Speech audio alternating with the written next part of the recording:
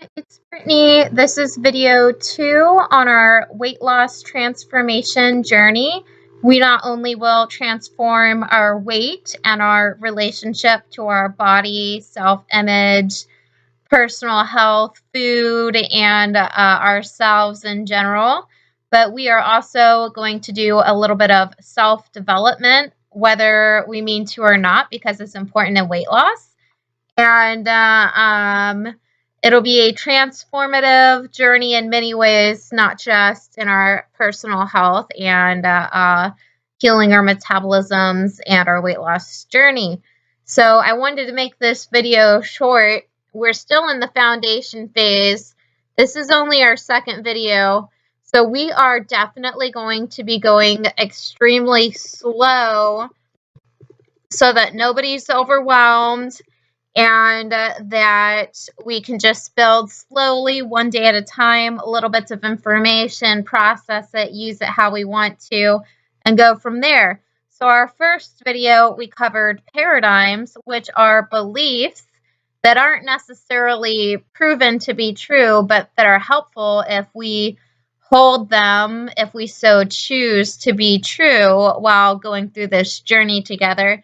And they're very self-empowering and mind-expanding and honoring of the self and our own individual wisdom from person to person, all equally so wise and honoring of each other and coexisting with respect.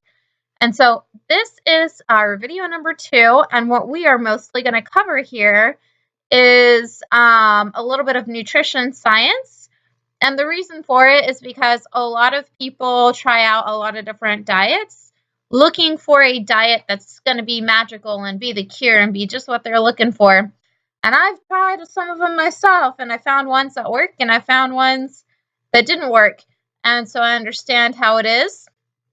And we will be using our paradigms about not using dogma for our diets and being flexible here and just using them as like references and taking what's useful and like experimenting and just like kind of being easygoing and not being too uptight. But what we're going to cover is basically how we can understand where dietary theories come to be. So basically what they taught us in class for a clever way to present it was, let me teach you 100 different dietary theories in 10 minutes, okay?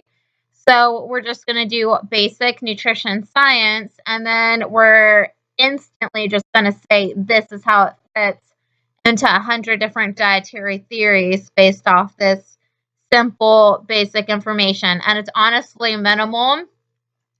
There's so much to cover in nutrition science, and so much is conflicting opinions and sciences backing up various conflicting positions, and that's okay. It all works. Every person's unique, and each person will have a unique biochemistry response and appreciation for different foods and different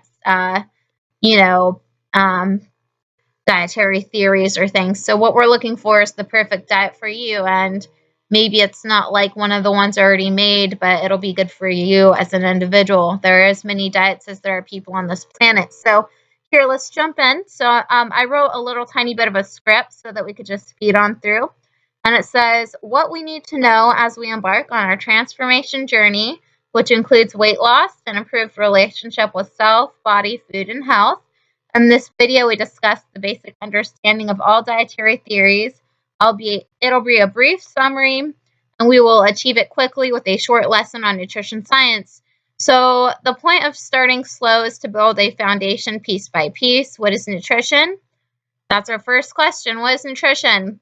And the Health Coach Institute, where I got this information, and they said I could use it in my own practice. And I paid $7,000 to get it, so I might as well. It says, their definition of nutrition says, nutrition is the process of taking in nutrients from the food you eat. And then it continues on to say there are 6 main nutrients: carbohydrates, fats, proteins, water, vitamins and minerals. Macronutrients is defined as carbs, proteins, and fats. Further description says that it means that the body needs a large amount of them, and they are the only nutrients that provide your body with energy, which is measured in calories. And then we go down to micronutrients, and micronutrients are vitamins and minerals. They are needed in trace amounts. They do not contain calories or provide energy, yet they affect the energy metabolism, and they help your body convert calorie-containing nutrients into energy. So basically, we take this information about what is nutrition, and now we went into what the 6 different main nutrients are, and then how 3 of those are macronutrients and 2 of those are micronutrients, and the remaining one is water. And so in dietary theories, what makes it so easy for us to understand them, all the multitudes of them, is basically when it comes down to it in dietary theories, they move around the ratio of macronutrients and the balance of those macronutrients to each other. So a ratio and a balance of macronutrients. And for example, it would be like high protein, high fat, low carb, because we're only using our macronutrients for our dietary theory of ratio and balance. And this is how it works in all the theories, is they mix around carbs, fats, and proteins, and they put them at different balances, highs, medium, lows for each category. And then, or none at all. Like maybe they want to take it out for some reason, which could be extreme, but each person their own. It's their journey to try what they want. So we go from the balance and the ratio of the macronutrients, fats, carbs, and proteins in various levels for each one, depending on which diet theory you're looking at. And then we go to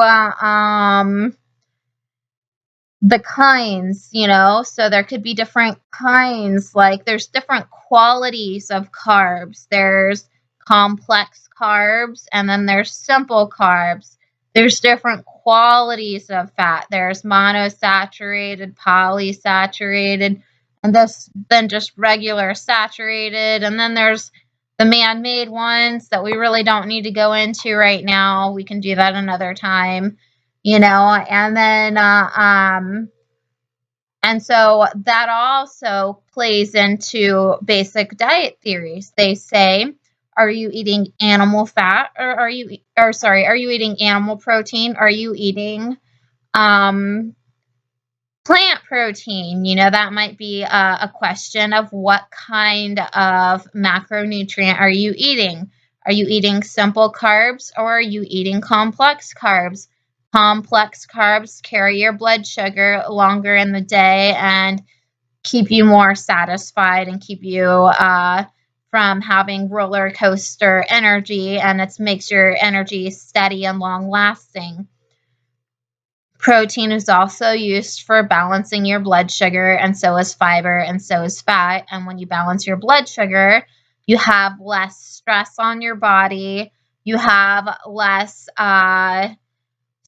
your insulin isn't constantly pumping out and going back and forth and making you hungry again. You stay satiated longer. Your energy lasts longer. Your metabolism heals faster, and then we also want to keep in mind that we want, here and there, we need our micronutrients as well. We need to think about nutrient dense fruits and vegetables and foods, maybe foods with your omega-3s, which helps with inflammation. And just like the realm of nutrition is so vast, and we can go into all the different areas of it for what our desired goals and outcomes are, and if we're doing different disease prevention or levels of depth that we could go into. And but what we're focusing right here is the surface level diet theories, micro and macronutrients here. diet theories mostly revolve around macronutrients for the most part.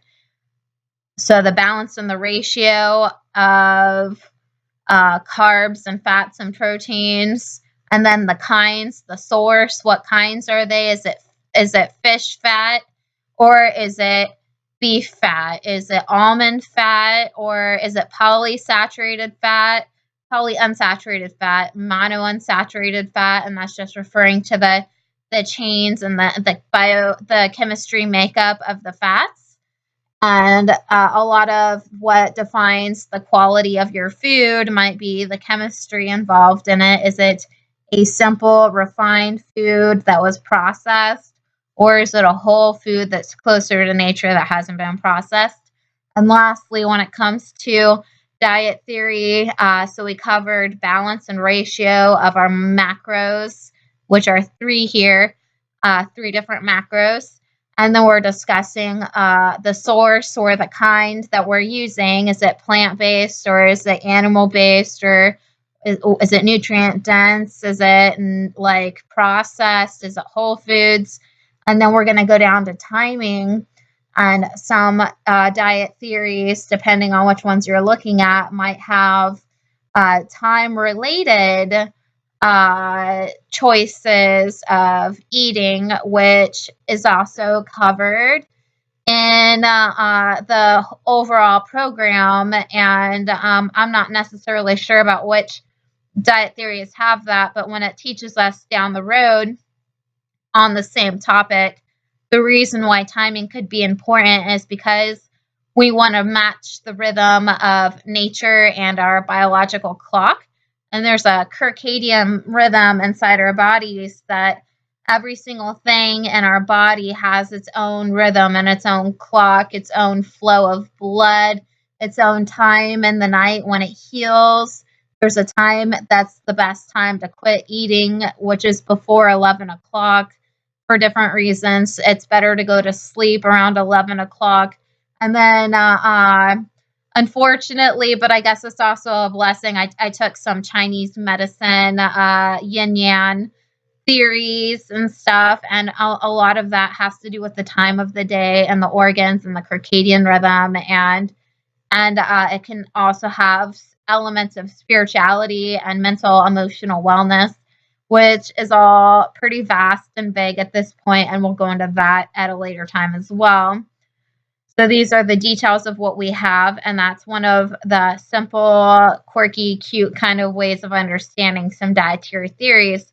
So macronutrients are needed in larger amounts, and they're the providers of your calories and of your energy, which is why it's so important for your brain health and your muscle health and all these other things, because you need that energy and you need that material for building all those things. And fat, even though it has a bad rap, and I'm not going to kind of debate with your beliefs because I don't want to disturb what you believe, but in my diet, I eat high fat because it's a high burning fuel. And I'll get into where I chose my diet from, because there's other levels to this diet theory exploration. We will cover the diet experiment at a later time, and we will also cover the metabolism diet and then the blood type diet.